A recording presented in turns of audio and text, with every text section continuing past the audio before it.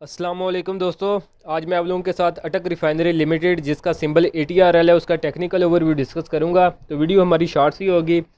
तो अगर आप लोगों को पाकिस्तान स्टॉक एक्सचेंज से रिलेटेड रेगुलर अपडेट्स चाहिए तो हमारे चैनल को जो है सब्सक्राइब कर लें।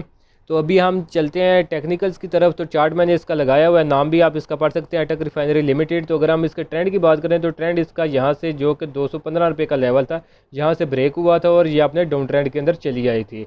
तो जिसके बाद इसने अपना एक लो लगाया था 121 रुपये का, ये वाला लेवल है वो।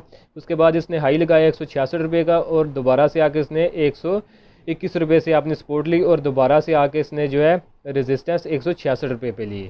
तो जब प्राइस दोबारा नीचे गिरी है तो ये आधे रास्ते से जो है इसने यहाँ पे रिट्रेसमेंट कंप्लीट की और ऊपर उठी है और दोबारा 166 से इसने रिजेक्शन ली है। तो ये एक हमारे पास स्ट्रांग रिजेक्शन का जोन बन रहा है 166 रुपये का। और करंटली भी प्राइस ने ये जो है 166 रुपये से रिजेक्शन ली है।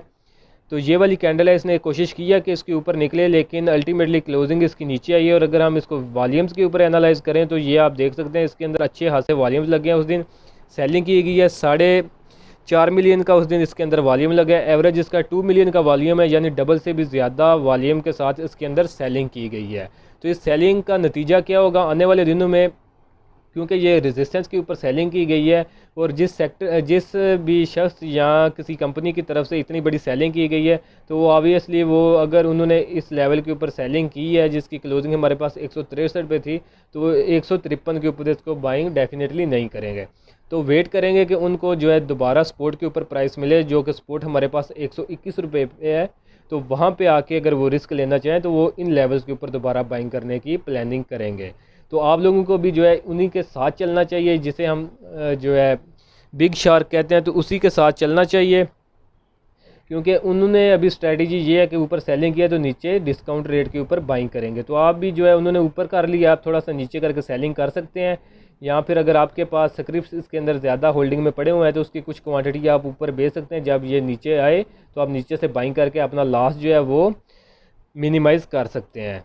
तो जो डाउन साइड के लिए इसके अंदर टारगेट एक्सपोज है हमारे पास वो 21 रुपये का है, 121 रुपये का। और करंटली प्राइस इसकी 153 रुपये के ऊपर है।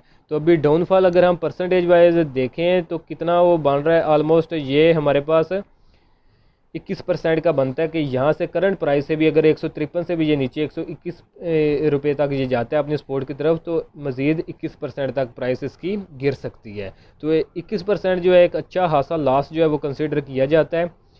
तो जो है आप अपनी ट्रेड अब ATRL में इस तरह जो है मैनेज करें कि आप लोग जब ये अगर प्राइस इसके नीचे गिरती है तो आप लोगों को जो है इतने 21% तक ये लॉसेस जो है मज़ीद वो फेस ना करना पड़े।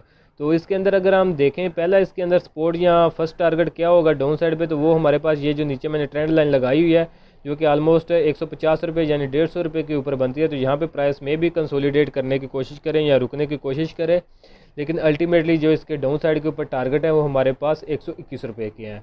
तो अच्छे हाथ से डाउन साइड के ऊपर इसका जो है रिस्क इन्वॉल्व है। तो नीचे प्राइस इसकी गिर सकती है आने वाले दिनों में, तो आप लोगों ने ट्रेड इसी हिसाब से मैनेज करनी है। तो होप कि आप लोगों को लेवल जो है वो समझ आज आगे होंगे और ट्रेड जो है वो भी आप लोग इसके हिसाब से अपनी मैनेज करेंगे। तो आज के लिए दोस्तों इतना ही, मिलता हूँ आप लोगों से नेक्स्ट वीडियो में।